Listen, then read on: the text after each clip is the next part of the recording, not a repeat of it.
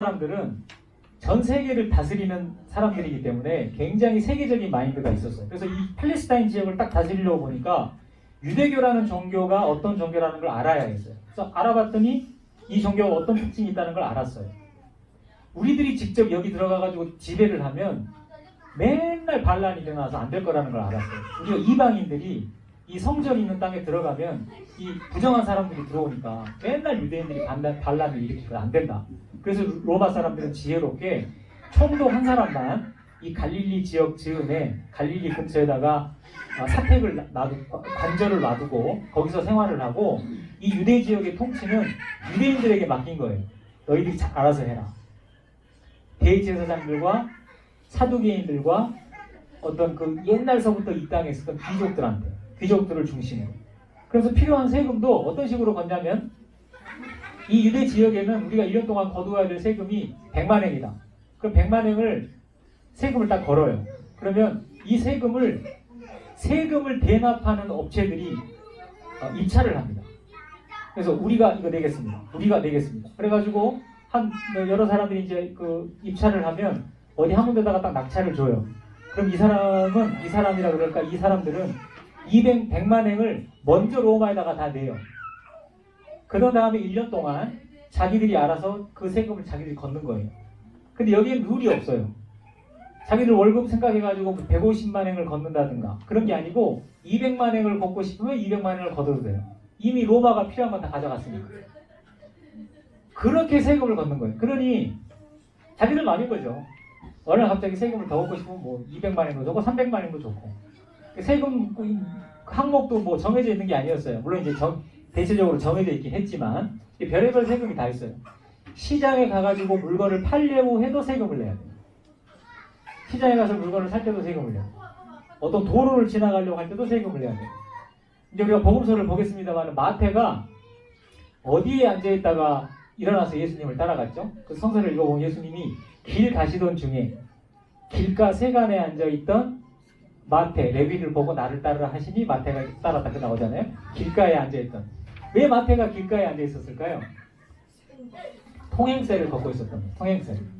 이 도로 지나가는 사람 무조건 통행세 내는 거예요.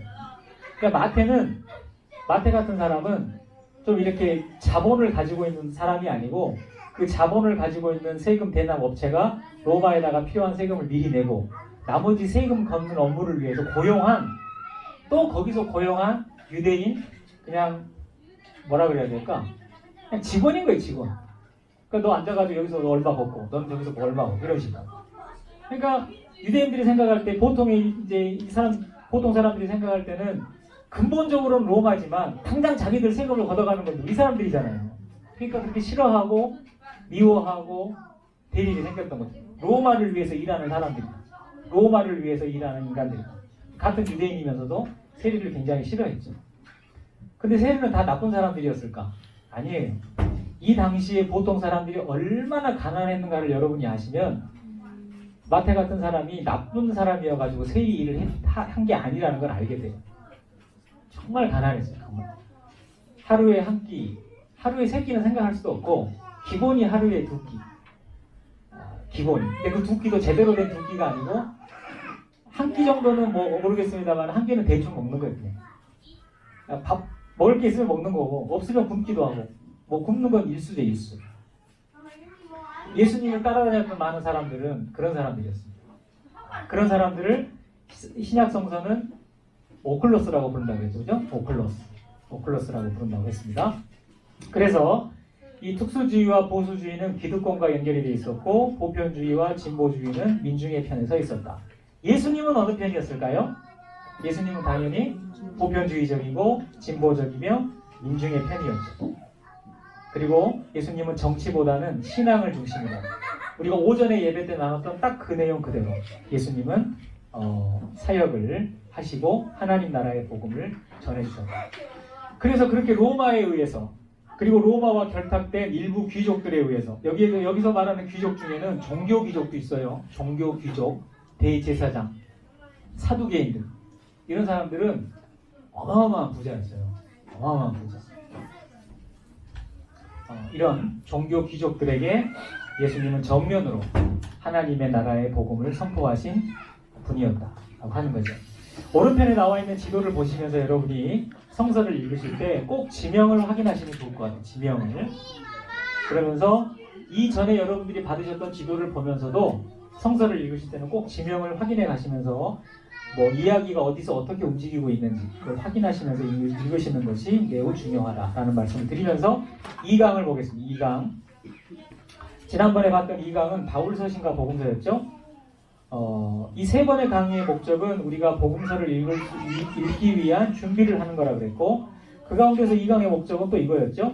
복음서 이해를 위한 신약시대의 윤곽 잡기, 복음서와 바울서신의 시간차 이해하기 이렇게 되는데, 여기 나와 있는 내용 중에 여러분들이 뭐 다 기억을 더듬어 보시면 좋을 것 같고요. 한 가지 제가 이 2강을 강의하고 집에 가서 영상을 편집하다 보니까 제가 여러분들에게 하나 실수한 게 있더라고요. 그게 뭐냐면 여기 그 제2강 오른편에 있는 그 슬라이드 화면에 예수님의 제자 야고보가 주후 42년에 순교를 했는데 이때 왕이 누구라 그래서 혹시 여러분 메모돼 있나요? 그때 아마 제가 헤롯 안티파스라고 얘기를 했을 거예요. 근데 그걸 제가 잘못 말씀드린 거예요. 헤롯 안티파스가 아니고 헤롯 아그리파 1세라는 왕입니다. 성서에는 그냥 헤롯이라고만 돼 있어서 여러분들이 헷갈리실 텐데 이때 왕은 헤롯 아그리파 1세라고 해서 예수님 태어날 때 헤롯 대왕의 손자예요. 손자. 꼭 여러분이 수정해 놓으시기를 바랍니다. 예수님 때 왕은 헤롯 뭐예요? 헤롯 안티파스죠. 헤롯 안티파스의 아들이 헤롯 아그리파예요? 아니요. 그 손자가 아그리파예요? 네네. 헤롯 안티파스의 손자가 아니고 헤롯 대왕의 손자예요. 그 헤롯 대왕의 이름이 뭐예요? 그 헤롯 대왕이 헤롯 안티파스.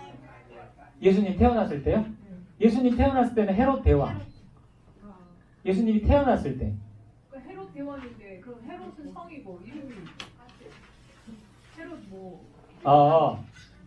헤롯 대왕이요? 네. 헤롯 대왕 이름은 제가 지금 기억이 안 나는데 그 이름이 따로 있어요.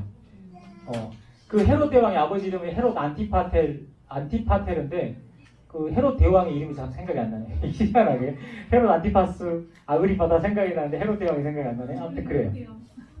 그래서 예수님이 태어났을 때의 헤롯은 우리가 헤롯 대왕이라고 얘기하는 그 왕이고, 그 다음에 이 사도 야고보가 순교할 때 왕은 헤롯 아그리파 1세, 나중에 헤롯 아그리파 2세가 또 왕이 되는데 그 왕입니다. 그래서 여러분들이 그렇게 기억을 해주시면 좋겠고요. 얘기가 난 김에 한 가지를 우리가 이제 정리하고 넘어가면 헤롯 대왕의 가문이 굉장히 복잡해요. 헤롯이 뭐 아내가 10명이었다 그러고 아들이 거기서 막 여러 아들이 태어나는데 자기의 그 아들들이나 부인들을 대부분 많이 죽여요. 실제로 헤롯이 주전 37년부터 주전 4년까지 왕의 자리에 있었어요. 그러니까 주전 4년에 헤롯 대왕이 죽게 되는데 그때 헤롯이 다스렸던 이 넓은 팔레스타인 지역을 그의 세 아들이 나누어서 통치를 하게 됩니다. 그의 세 아들이.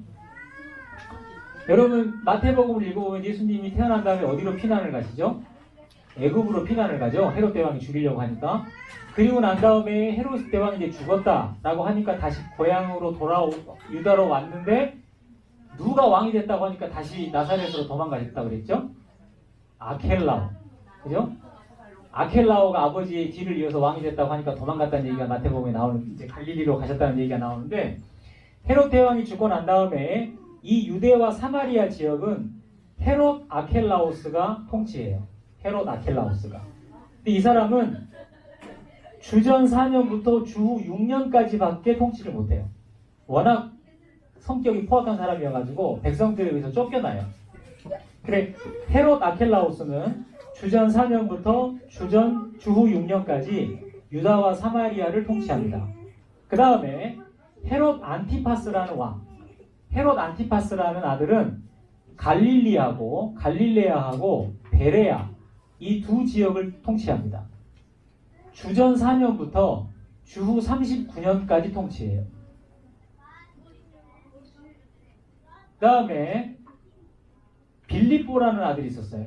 빌립보라는 세 번째 아들은, 여러분 데카폴리스 찾으셨나요? 그 지도에서 베레아 위에 데카폴리스 있죠? 그 데카폴리스 윗지역을 다스려요.